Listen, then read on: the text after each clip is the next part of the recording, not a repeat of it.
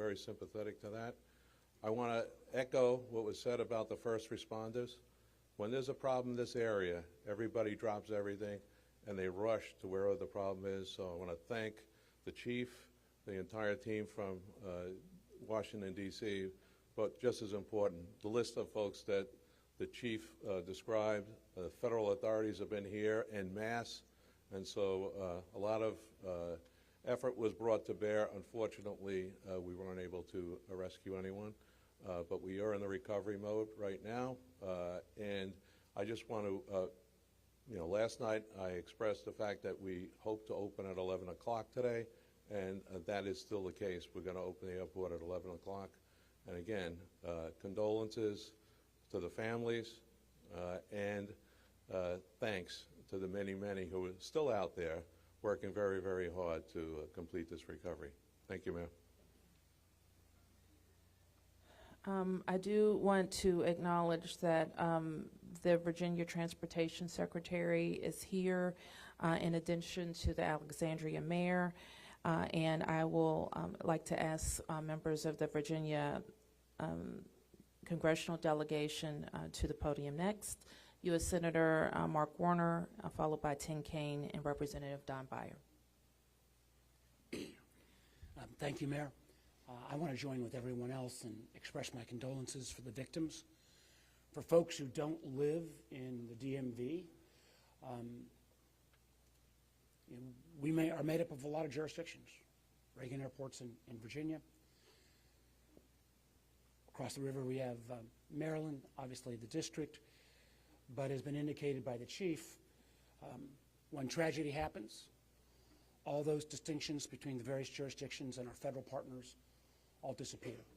And I want to again thank all the first responders. On a personal note, I'll just add that literally I now know I was coming back from the district from a dinner to my home in Old Town Alexandria. And while I did not see the collision, I wondered, I'd never seen this many red lights streaming towards the airport and across the river in Maryland about this time. My phone started blowing up and I realized that this accident had taken place. There'll be a time to figure out, I know NTSB will have a briefing later in the day, but to the victims, our condolences. To the first responders, our thanks. Sorrow, thanks, and questions. So sorrow, as all have expressed, to the crew, to the passengers, to the soldiers, to their families, to their friends, to their loved ones, to people who are still trying to get information and unsure whether their loved ones have been lost. We offer our profound condolences to them and our sorrow for this tragedy. Thanks. I'll echo, Mayor, what you began with. When you see a challenge like this and you see people from so many different agencies, local, state, federal, with different uniforms, different badges, but working in such a coordinated way, even in the midst of a tragedy, it does give you a sense of appreciation and pride in people's willingness to come to the danger and work together. And I started to see that as a local official 30 years ago in Richmond, and definitely have seen it here. And then finally, questions. There are going to be a lot of questions, obviously, a lot of questions. And that's what the NTSB's job is to be an independent investigator of incidents like this. And they are here. We were in dialogue with them earlier today. They've been here since they got the alert, and they will be doing the work and playing lead in answering the many questions that we have. And that's as it should be. It's not a time to speculate. It's a time to investigate and get answers to the questions we need, and I have confidence that will be done. Thank you. Following up on the Senator, I think grief, thanks, and service, with millions and millions of Americans traveling every year, we are all grieving, knowing that it could have been our loved ones, it could have been us. And our hearts go out to all those who have lost folks. In a most partisan place also, I'm really thankful that Democrats and Republicans, people from all over, have come together to try to make sure that people are served.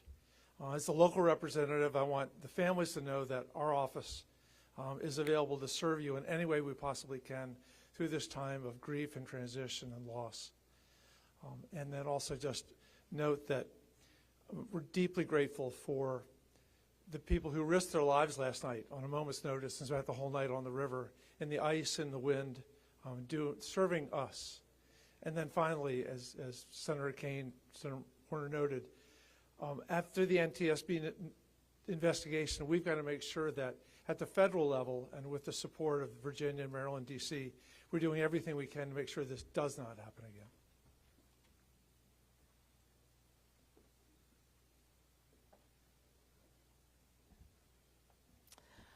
So with that, it's been said already that the National Transportation Safety Board becomes the lead agency in the investigation. Our jurisdiction in D.C., where the crash occurred over the river, concludes as we, in the leadership role of the Unified Command, as we shift to a recovery effort. We expect the National Transportation Safety Board to provide briefings to the press later in the day. So at this point, we can take a few questions. Yes?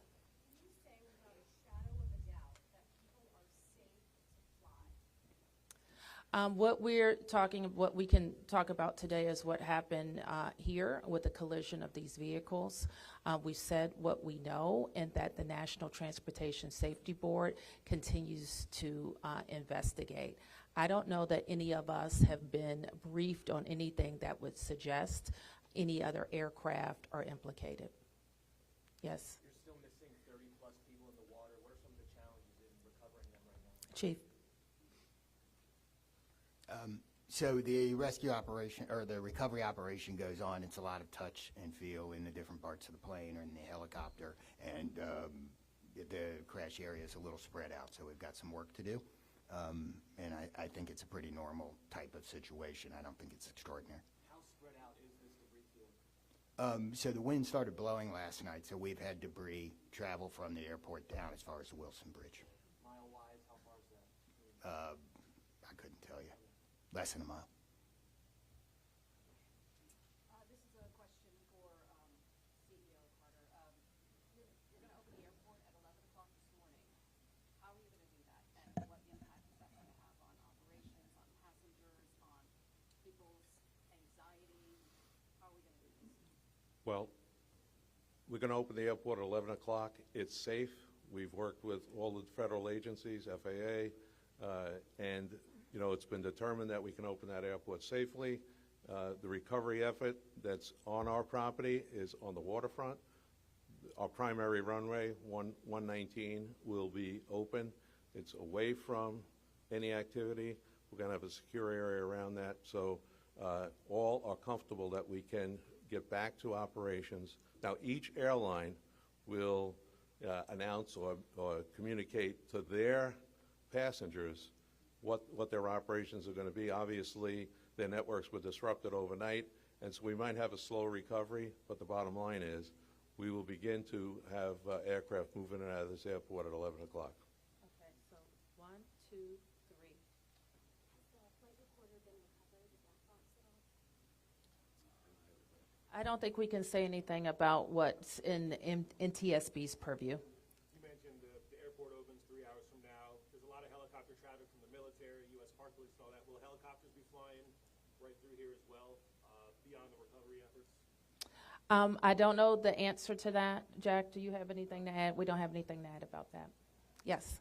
This is for Secretary Duffy. Can you reassure Americans that the U.S. still has the safest airspace in the world? So the question is, can I guarantee the American flying public that the United States has the most safe and secure airspace in the world? And the answer to that is absolutely, yes, we do. We have early indicators of what happened here, and I will tell you with complete confidence, we have the safest airspace in the world. What's next? When it comes to informing these families who tragically lost their loved ones, what does that look like so far? Has any of them been informed? The flight manifest, is there any details you can provide on that flight? Can you add anything? All I can say is that we have published the 1-800 number. We have family assistance centers set up here in DCA. We do in Wichita as well. I'm not at liberty to give the number of families that have been that have used those services, but we are making that use.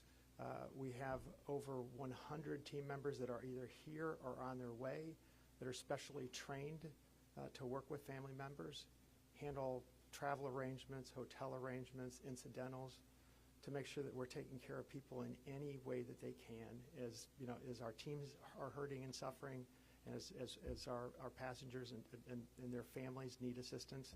We're doing everything we can. I don't have any more information on that right now. Chief Donnelly, can I ask you to describe the next phase of the investigation? How confident are you that you'll be able to recover all 67 of these bodies? And can you speak to some of the debris that's also being pulled out of the river? We understand there are some suitcases, some other things that have been pulled out from the river. And I would like to ask anyone here, perhaps the Transportation Secretary or Mr. Eisen, if you know anything about these victims, age ranges, nationalities, anything of that nature. So the next phase of this operation is going to be led by the NTSB. All of us are working together, though, to search the area and to find the victims. I'm confident that we will do that, and that will take us a little bit of time, though. It may involve some more equipment. As far as the things being collected, I don't have personal knowledge. I know that we have been collecting debris that you would expect to see from a plane. Okay, anything about the victims?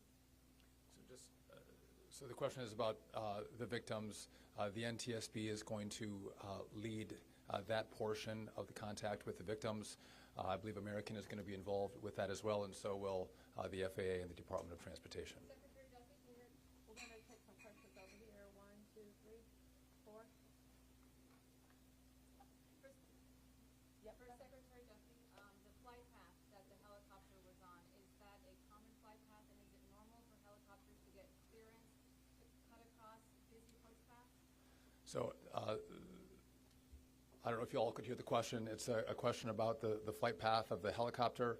I don't want to go into too much detail about the information we have from the FAA, but obviously it is not standard to have aircraft collide. I want to be clear on that.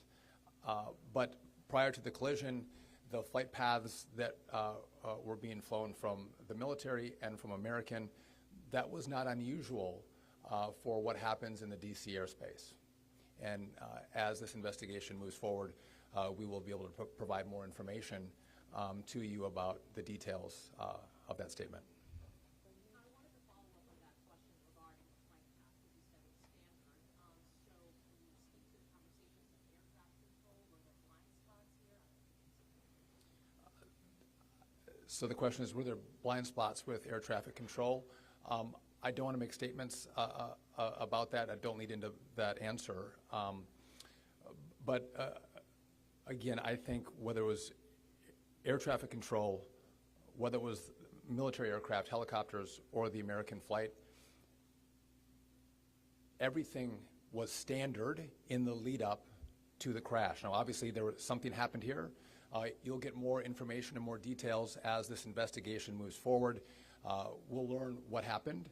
But again, those who live in the DC area, we see military helicopters fly up and down the river. It's a standard path that they fly. They're used to aircraft landing at DCA, and there's a procedure in place because this happens every day.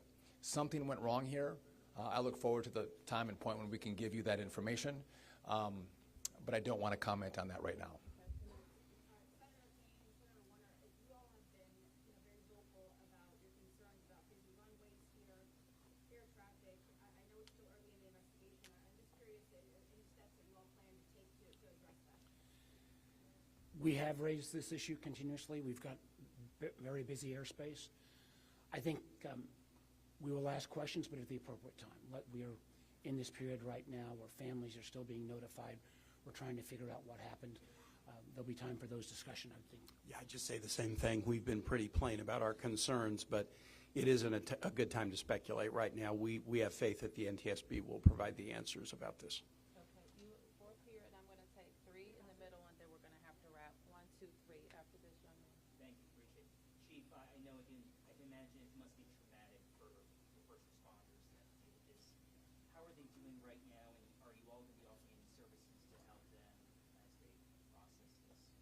So thank you for the question. Our first responders are resilient people, but yes, this call will be hard for them. Our peer support teams are already engaged with the responders, and we'll be following up on that to make sure that they're okay. But I think the concern is real. What kind of communication was there between the helicopter and the tower, the plane and the tower, and the helicopter and the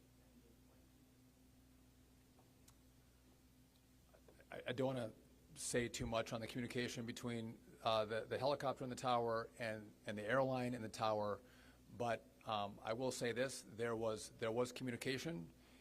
It was, I would say, standard communication. So there was not a breakdown, if that's your question, in communication between the military helicopter and the American Airline flight. There was communication between the aircraft and the tower. Was the plane aware there was a helicopter in the area?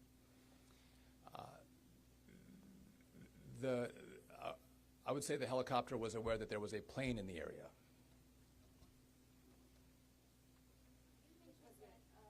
So the president, you said yesterday that he called into the briefing room. Has he returned to the briefing room since then? Have you spoken? Also a question about the National Security Advisor, Mike Waltz. He's saying that there was 30 bodies that have been recovered. That he said that at the White House. Curious. I know you're in this press right now, so that's hard for you to update. But I do have a question on posing. I can do the body. I'll give you the body first. So in terms of body recovery, as we recover bodies, we have a process, and we're not counting any bodies until they're in the possession of the medical director. So there may be some fluctuating in numbers that other people would report, but our numbers from the medical examiner. So just in regard to the president, in the briefing room, I've been with this team for the last hour plus as we've worked through the details of the information we wanted to give you. But it is my understanding that either this morning he was going to be in the Situation Room, or the Situation Room is obviously briefing the president. He has been kept in full appraisal of what is taking place. Okay, last two, you and you ma'am, first. You mentioned that the aircraft were on a standard flight pattern. Just curious, when the airport opens at 11 today, will planes be on that flight pattern again, or are they being directed to fly a different way? Jack, do you want to mention it? Okay. Well, I mean, safety is paramount, and I don't have that information quite yet from the FAA, so I don't want to provide an information I don't want to provide an answer or inaccurate information on what routes will be flown out of DCA. Okay, last one. Two questions really quickly. What do you know about the experience and history of the pilots of both the American Airlines plane and the Army Black Hawk helicopter? And then for Secretary Duffy, last night the president had said that this could have been prevented and questioned why air traffic control didn't tell his helicopter what to do. Is that something that investigators have determined should have happened in this situation?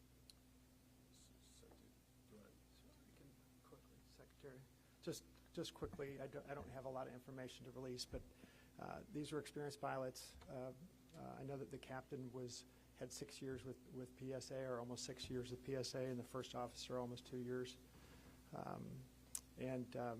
Again, standard approach, and that's about all I can say. Thank you.